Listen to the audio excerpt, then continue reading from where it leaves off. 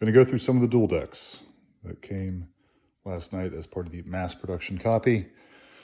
What you see in front of you are the two playmats that come with the upper Kickstarter tiers. I'll go through those at another point in time, how to orient and so forth on the playmats. There's a Barbarian playmat, the Knight playmat. So we have 6 duel decks in total.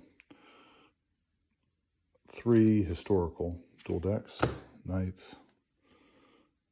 These are the Gladiators. This would be Romans. And then we have 3 fantasy duel decks. Free Havoc 2,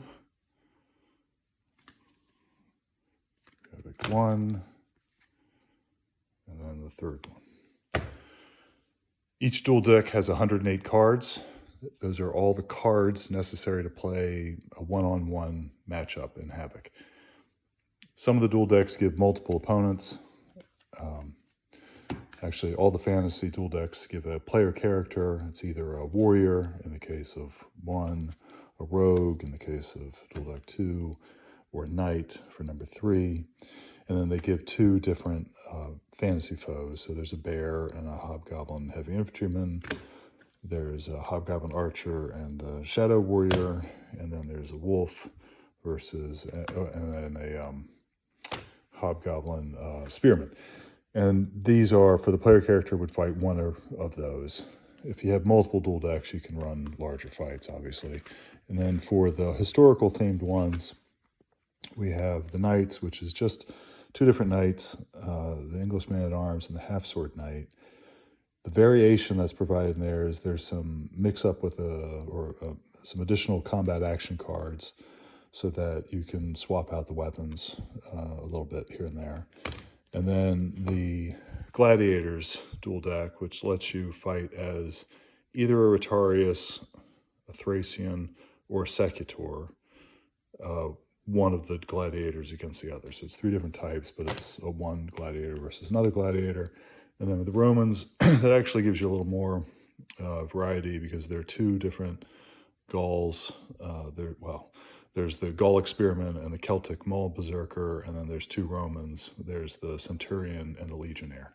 And what's nice about these, you have 108 cards, all the cards you need to play. It's a mix of the combat action cards, the class cards,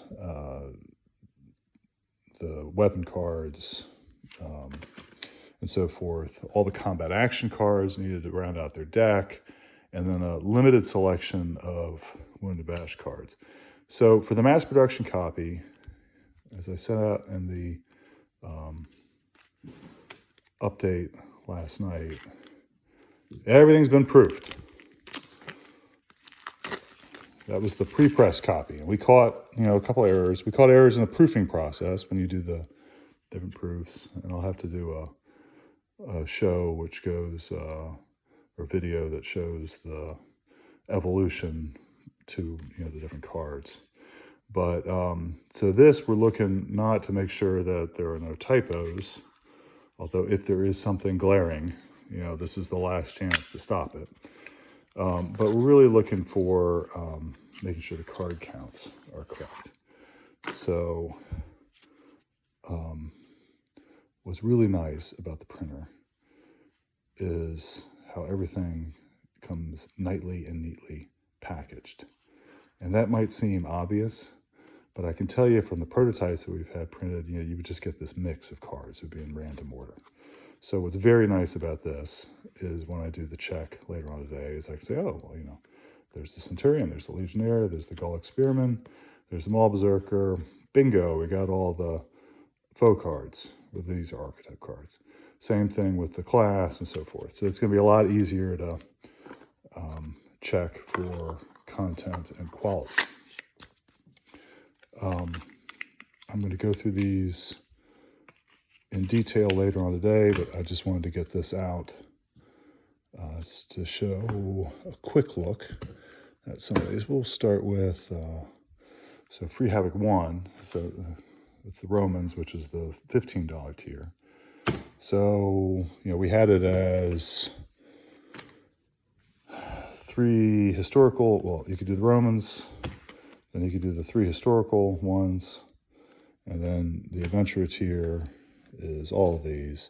And then we had a couple options where you can do the whole kit and caboodle, which was the Warlord tier, so all 6, the full set, playmats, plus the demo version for Tabletop Simulator. And then some folks in the Kickstarter actually, they didn't want to get the playmats. And you don't really need the playmats. The playmats are helpful, particularly when you're learning the game.